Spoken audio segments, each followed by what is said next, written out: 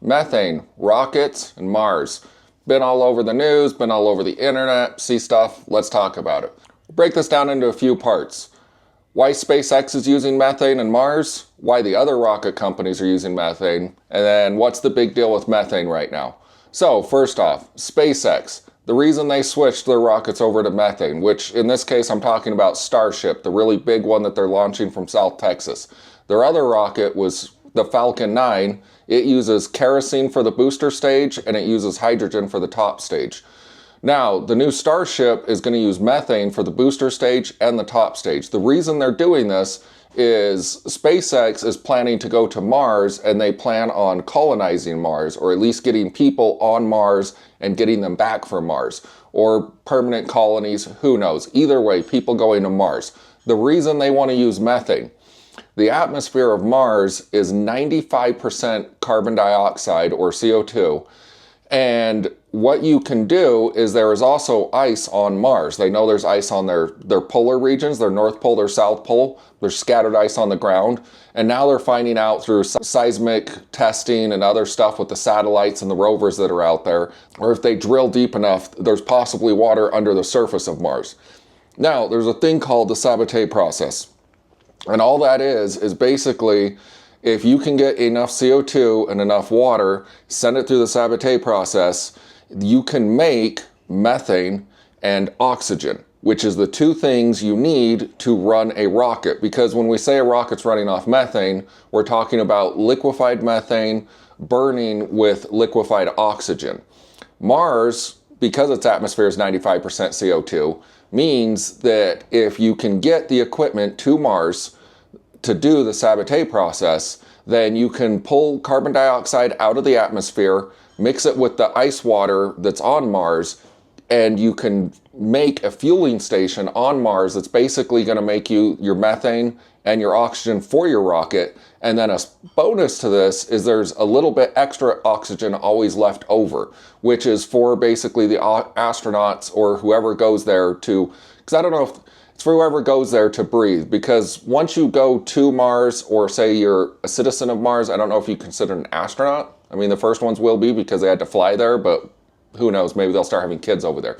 So that's why SpaceX, with their new Starship, is focused on doing methane in all their rockets so they can get to Mars, refuel on Mars, and that way those rockets can get back. Now, a little bit on the process of this, and then we'll switch to the next group.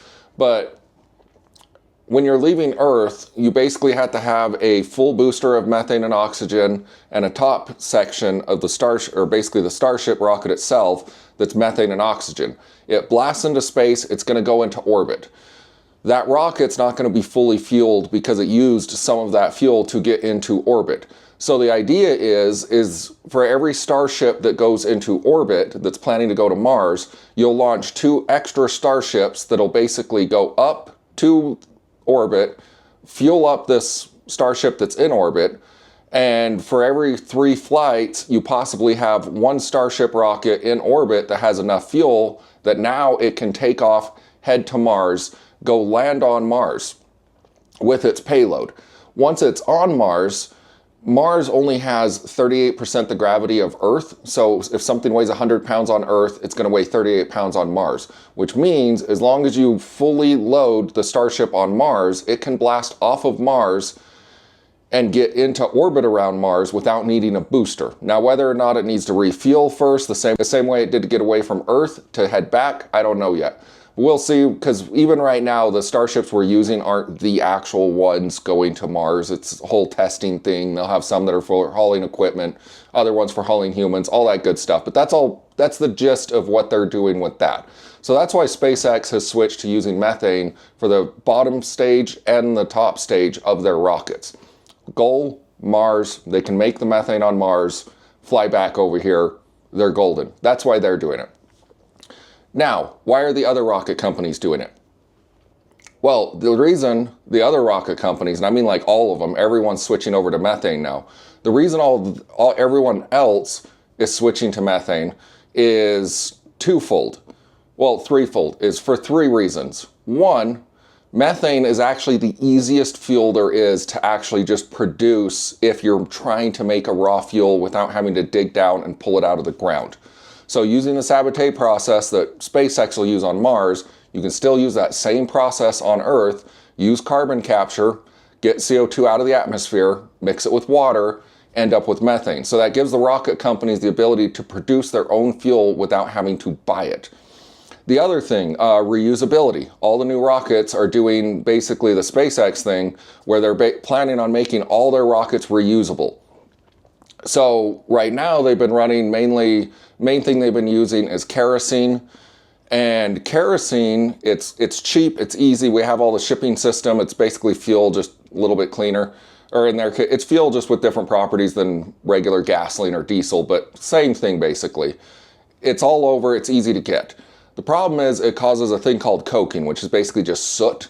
It's real dirty when it burns. So because of that, you have to do a lot more of a cleaning process to clean your engines to get it to be reusable and fly again. Now, Falcon 9 is using kerosene on its first stage. It's worked fine. They're getting like over 20 uses out of each booster stage. So they can clean them and get them to launch with kerosene. But that's just because they're the only ones doing it right now. They don't really have that much competition. Once you start getting the other space companies or rocket companies doing the same thing, it's going to slowly get more and more and more and more competitive. Now, the other reason they're doing this, the reusability thing's great, makes a faster turnaround. But the other thing is going green. And to talk about that, let's talk real quick about exactly what methane is. So methane, normally when we see it in our daily lives, is going to be what we call natural gas. So natural gas that we're using when we say pipe something to our house, run stoves, run heaters, that natural gas is coming from the ground, usually oil wells. When they're drilling for oil, they'll find natural gases, which is basically the gas that's coming out of the ground with the oil, or specifically a well that's just doing natural gas. When it comes out of the ground, it's usually like 6 or 7 different gases and some other like contaminants in there. But your main ones is you're going to be getting what we're calling natural gas, which is methane. So you're going to be getting methane. That's where butane's coming from. That's also where propane's coming from. Those are the big 3 that you normally see us using. There is other gases too, but we won't get into that. So right now, the methane the rockets are using is coming from oil wells. They're getting it, sending it through a refinery, putting it in their rockets. So when they launch their rocket, it's not really, it has less soot, but if you're talking environmental reasons, it's still putting CO2 into the atmosphere, which is a greenhouse gas causing global warming, because they're pulling it out of the ground.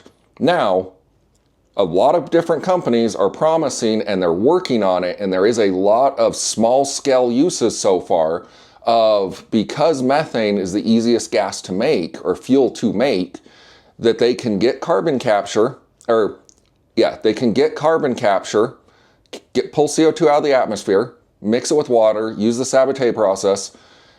And if the factory or the refinery that's doing this is using solar panel or wind power to get the electricity to do this, now you're going green. You're not producing extra CO2. You're pulling CO2 out of the atmosphere, processing it with green energy, solar panels, wind turbines, and then you are making it into the methane, putting it in your rocket. When it burns in your rocket, it's just putting the same CO2 back into the air that you pulled out. So you're not adding greenhouse gases.